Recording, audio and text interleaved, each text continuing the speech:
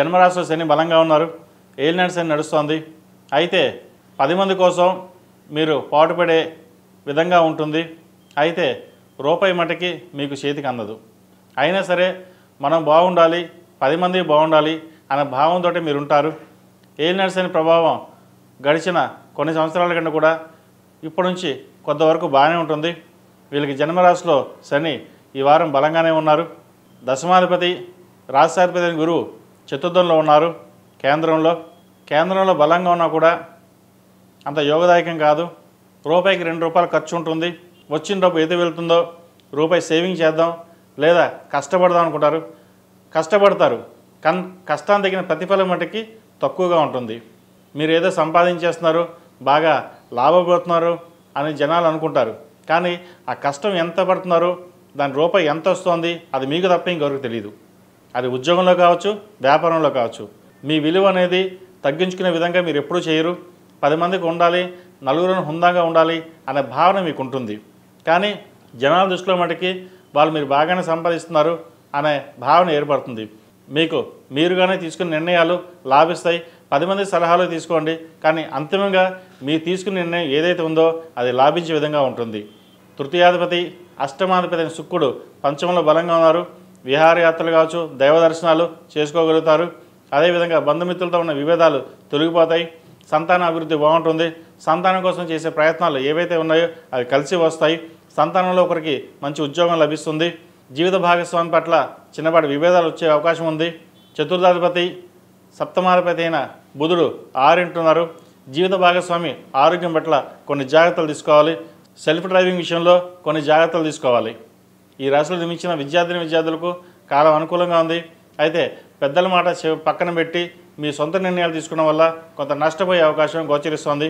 ఏదైనా సరే మనం తీసుకున్న నిర్ణయాలు అంతగా లాభించవని గుర్తించండి. ప్రస్తుతం చదువుతున్న విద్యార్థులు ఫ్రెండ్ సర్కిల్స్లో దూరంగా ఉండడం, చదువు మీద దృష్టి సారించడం, అదేవిధంగా ప్రేమ వివాహాలకు సంబంధించిన విషయ వ్యవహారాల్లో చాలా దూరంగా ఉండడం చెప్పదగినది. అది భవిష్యత్తులో మీకు ఇబ్బందికరంగా ఉంటుంది. ఏదైనా సరే ఒక నిర్ణయానికి వచ్చేటప్పుడు ఇటువంటి సలహాల్లో పెద్దవాళ్ళ సలహాలు తీసుకుని ముందుకు వెళ్ళండి. సొంత నిర్ణయాలు పనికిరావు. విదేశీ సంబంధించిన విషయ వ్యవహారాలు కాస్త నత్తనగ్గా ఉంటాయి. విదేశాలకు వెళ్ళాలనుకునే ప్రయత్నం చేసేవారికి కాస్త ఆలస్యం అవుతుంది.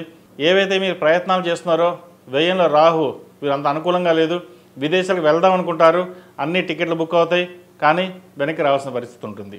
ఒకసారి టికెట్లు కూడా బుక్ చేసుకోకుండా వీసా విషయంలో ఇబ్బంది పడే విధంగా కూడా గోచరిస్తుంది. మీరు ఒక పని అనుకుంటారు, ఆ పని వెనక్కి వెళ్తుంది. విదేశీ సంబంధించిన విషయ వ్యవహారాల మటుకి చాలా జాగ్రత్తగా ఉండడం చెప్పదగినది. మిగతా ఇతరత విషయాలు చాలా బాగున్నాయి. విదేశీ సంబంధించిన అక్కడ ఉన్న వారికి ఉద్యోగ ప్రయత్నం అయితే పర్వాలేదు. అక్కడ నుంచి ఇండియాకి వద్దాం అనుకున్న వారికి మటుకి కాస్త ఆలోచించి రండి. ఎందుకంటే ప్రస్తుత పరిస్థితుల్లో ఇబ్బందులు ఉండే అవకాశం కూడా గోచరిస్తోంది. వెళ్ళేటప్పుడు వీసా విషయంలో కూడా ఇబ్బందికరమైన వాతావరణం కూడా నెలకొనే విధంగా గోచరిస్తుంది. కాబట్టి ఆచితూచి అడుగులు వేయడం చెప్పదగిన సూచన. ఈ రాశిలో జన్మించిన స్త్రీలకు వృత్తి ఉద్యోగాల పరంగా, వ్యాపార పరంగా అంత అనుకూలంగా లేదు. నష్టం ఎక్కువగా ఉంటుంది. సొంత నిర్ణయాలు చేసుకుందామన్న టైంకి ఏదో రకంగా ఇబ్బందులు ఉంటుంది. మీకు మీరుగా చేసే నిర్ణయాలు కొన్ని బాగున్నప్పటికీ కొన్ని ఇబ్బందికరంగా ఉంటుంది. వ్యాపారంలో నష్టం వచ్చే అవకాశం గోచరిస్తోంది. అందరినీ నమ్మి మోసపోవద్దు. ఒక భూమి సంబంధించిన విషయ వ్యవహారాలు ఏవైతే ఉన్నాయో అవి ఇబ్బంది పడతాయి.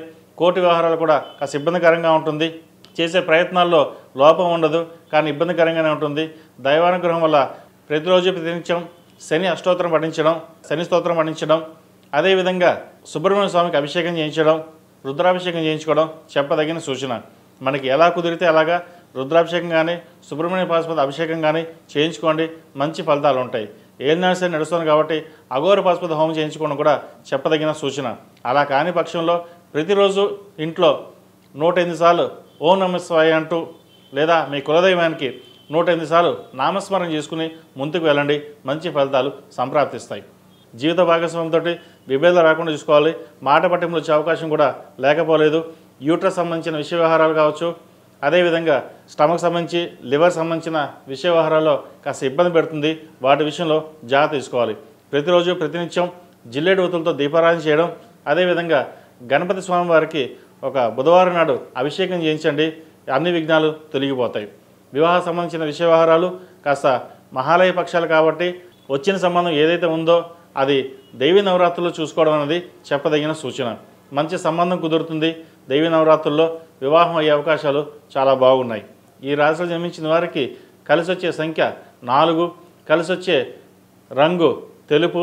ఏదైనా పని మీద బయటకు వెళ్ళేటప్పుడు ఆదివారం కానీ శుక్రవారం అడిగిన వెళ్ళండి, మంచి ఫలితాలు సంప్రాప్తిస్తాయి. ఈ నెల 8వ తారీఖు నుండి 21వ తారీఖు వరకు మహాలయ పక్షాలు ప్రారంభమవుతున్నాయి. ఈ మహాలయ పక్షాలు పితృ కార్యక్రమాలకి ఎక్కువగా ప్రాధాన్యత ఉంటుంది, శుభకార్యాలు చేయరు. కాబట్టి ఈ 15 రోజులు ఎటువంటి శుభకార్యాలు కావచ్చు ఏది చేయకుండా ఉండడం చెప్పదగినది. ఈ 15 రోజుల్లో పెద్దవారి యొక్క తిథులు బట్టి పెన్ను ప్రదాన కార్యక్రమాలు లేదా స్వయం పాకం ఇవ్వడం అనేది చాలా విశేషం. దాని ద్వారా పెద్దవారి ఆశీస్సుల వల్ల అందరికీ మేలు జరుగుతుంది. వివాహపరంగా కావచ్చు, సంతానపరంగా కావచ్చు, ఉద్యోగపరంగా, వ్యాపారపరంగా, విద్యపరంగా అన్నిటికీ పెద్దవాళ్ళ ఆశీస్సులు మనకి ఎంతో ముఖ్యం.